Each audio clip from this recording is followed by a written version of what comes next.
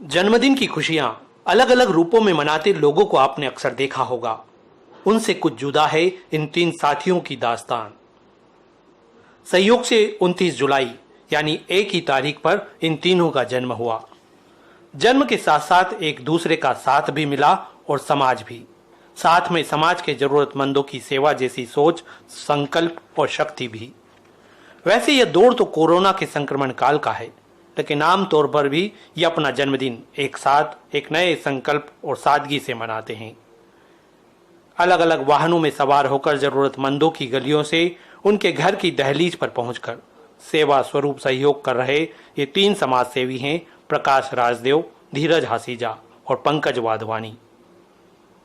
तंगहाली के चलते अर्थाभाव से जूझ रहे परिवारों के लिए अपनी सामर्थ्य के हिसाब से जन्मदिन पर खुशियों की पोटली लेकर पहुंचे इस त्रिमूर्ति को हर उम्र के लोगों ने स्वस्थ और लंबी जिंदगी जीने का आशीर्वाद दिया।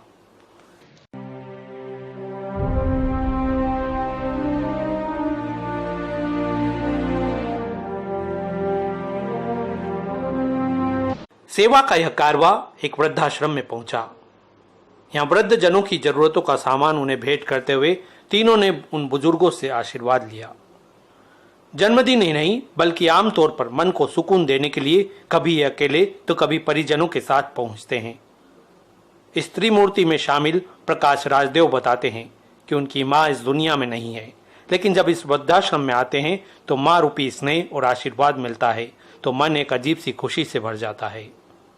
मैं अपनी माँ को खो चुका हूँ और यहाँ आता हूँ तो ऐसा लगता है कि 8-5-7 माँ मेरी यहाँ पे साक्षात बैठी हैं और उनका आशीर्वाद पाकर एक सुखद अनुभूति होती है।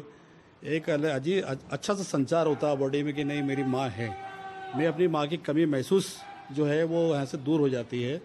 और मैं पिछली बार कोरोना काल के जो है हमारा राशन वितरण अभियान में आया था, उसके बाद लगातार यहाँ पे आ रहा हूँ और यहाँ सतत आना मेरा जारी रखूँगा।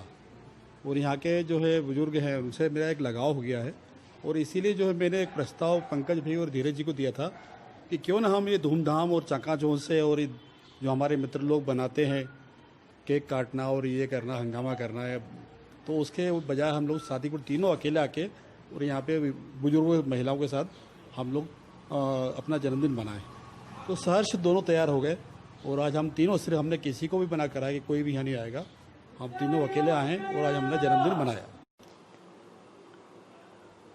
प्रोफेसर धीरज हासीजा बताते हैं कि एक साथ जन्मदिन मनाने की प्रेरणा उन्हें कैसे मिली।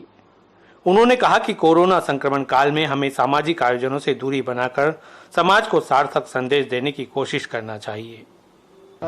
जिंदगियों में अपने अपने परिवार के साथ हम मनाते आए हैं, लेकिन पिछले 3-4 साल से हम सभी जब समाज में जुड़े हुए हैं तो जन्मदिन जब एक ही साथ आता है तो क्यों ना एक साथ मनाया जाए। तो हमारे सबसे बड़े मंदिर झूलेलाल मंदिर में हम लोगों ने परंपरा शुरुआत की। पिछले साल मेरे स्कूल में हमने ये कार्यक्रम किया था।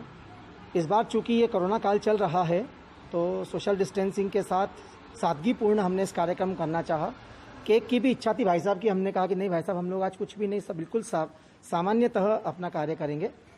बस छोटा सा कार्यक्रम किया, वृद्धाश्रम में आकर केक नहीं काटा हम लोगों ने और वृद्धों के साथ उनके आशीर्वाद लेकर इस कार्य को किया है।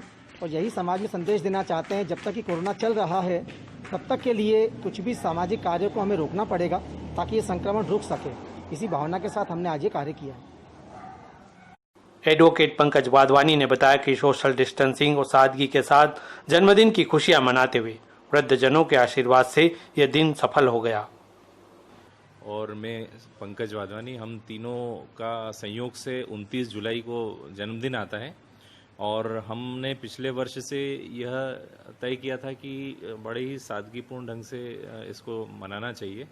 और आज भी सोशल डिस्टेंसिंग और इन नियमों का पालन करते हुए आज हम इधर जैकमाबाद ट्रस्ट पे हम सभी एकत्रित हुए हैं और बड़ी खुशी मिली कि यहाँ पर जो वृद्धजन हैं उनका सानिध्य हमको यहाँ मिला, उनका आशीर्वाद मिला और हम सभी ने यहाँ पर इकट्ठे होके, जैसा कि पहले तय था कि सादगीपूर्ण ढंग से जन्मदिन मनाएंगे, उसी तरीके से आज जन्मदिन मनाया है।